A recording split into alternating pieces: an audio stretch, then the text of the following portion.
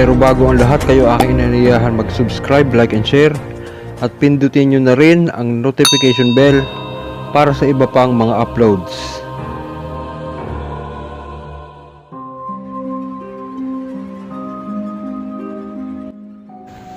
Magandang gabi po sa lahat. Kumusta po kayo? Saan mang panig ng mundo kayo naroroon ngayon sa mga oras na ito? Magandang gabi, magandang umaga, magandang tanghali at magandang hapon. Uli po ang aking shoutout sa inyo at kumusta po kayong lahat? Nawa po ay makarating ang video na ito sa inyo na nasa maayos na kalagayan at malayo sa anumang uri ng karamdaman. Ganun din po ang inyong mga pamilya.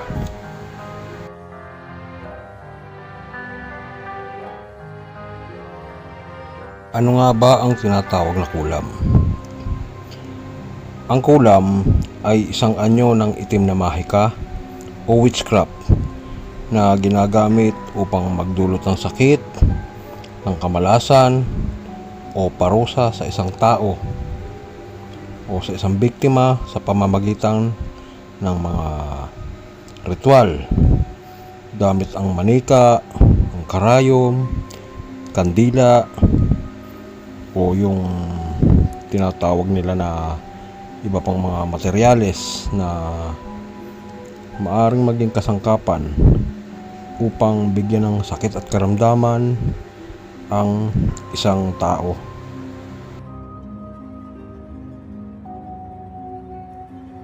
Ano-ano nga ba ang mga sintomas o mga pwedeng makita o maramdaman kung ikaw ay kinukulam? Unang-una na dyan ay ang pagkabalisa sa pagtulog, na kahit anong pilit mo mang matulog ay parang may laging gumugulo sa iyong isipan. Kung sakaling makatulog ka naman, ilang oras lang magigising ka na dahil gising pa din ang iyong diwa, or mananaginip ka ng mga bagay o pangyayari, tao na hindi magaganda ang nilalaman ng iyong panaginip. Ang pangalawa ay nakakaramdam ka ng mga iba't ibang uri na tumutusok sa iba't ibang bahagi ng iyong katawan. At dahil ito sa kulam na ginagawa sa biktima, nakadepende sa mangkukulam kung saan niya ito balak puntiryahin.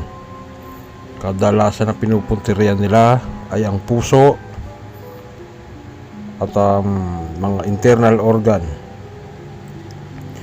Nang sa ganon, kapag nagpa-check up ay walang makita ang mga doktor. Kadalasan walang nakikita ang mga doktor na sakit, lumalabas na normal. At ang purpose din nila kung bakit mga internal organ ang una nilang pinupuntirya dahil upang pahinain ang katawan ng isang biktima. Yan nga, partikular ang puso, ang atay, ang baga. Ano po, dahil dyan madali nilang magugupo o kadalasan ay patayin ang isang biktima. Ganon din, tinitira nila ang ulo, ang mga private parts, ang tiyan, leeg, dibdib, paa, at kung saan man na nila gustong maparusahan ang kanilang biktima. Ang pangatlo ay ang palaging mainitin ang ulo. Dito ay palaging mainitin ang ulo ng biktima. Palaging galit at paiba-iba ang kanyang mood.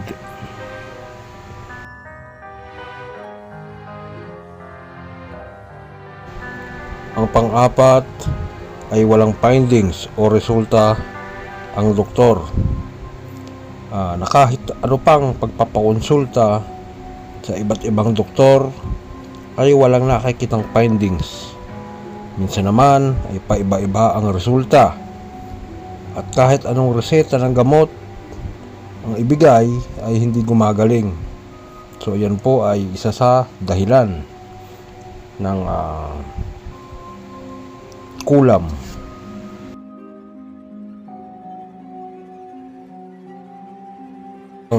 Ang isa pang dahilan ay ang pakiramdam na parang kandila na nauupos. Ang pakiramdam ay parang kandila na nauupos, tapos nanlalata ang katawan, parang ayaw mo nang kumilos. Kahit kagigising mo lang, pakiramdam mo pagod na pagod ka at wala kang gana sa lahat.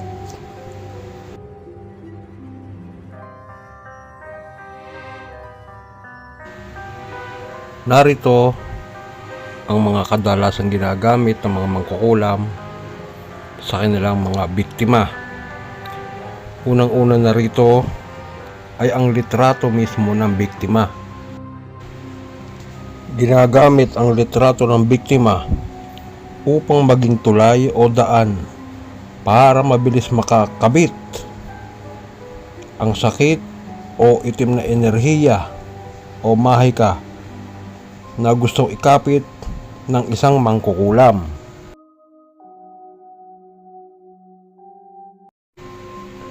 Ang sumunod ay ang manika at karayom.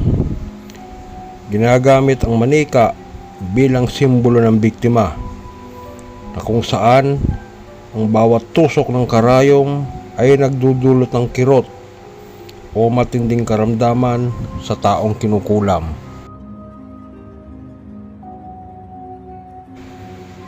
Ang ikatlo ay ang ritual at alay. Kasama na riyan ang paggamit ng kandila, ng langis, mga dasal o orasyon upang palakasin ang epekto ng sumpa o ng kulam.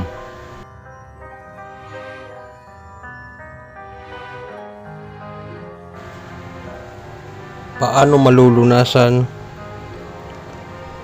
ang mga ganitong klase ng kulam at sumpa? Ang mga manggagamot o albularyo ay maaring tumulong sa pagtanggal ng kulam sa pamamagitan ng pagtatawas, kumbate espiritual, ritual o iba pang tradisyonal na pamamaraan. Kaya kung nararanasan mo ang mga sintomas na ito, mas makabubuti na magpasuri sa mga kilalang manggagamot o albularyo o malapit sa inyo na manggagamot. At siguraduhin nyo po na legit ang inyong mga lalapitan at hindi namemera lang. Karamihan ngayon masabi lang na manggagamot, kahit baguhan, makikipagsuong sa mga ganyan.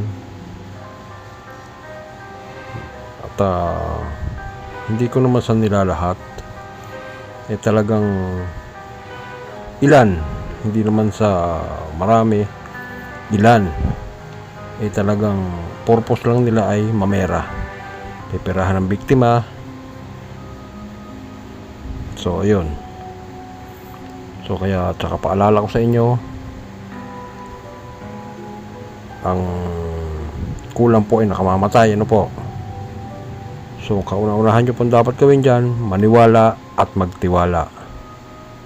Maniwala kayo sa Panginoon, sa inyong sarili at sa manggagamot na kayo ay gagaling. Yun lamang po. Nawa po may natutunan kayo sa aral ngayong gabi. At ingat po kayong lahat. God bless you all. Good night.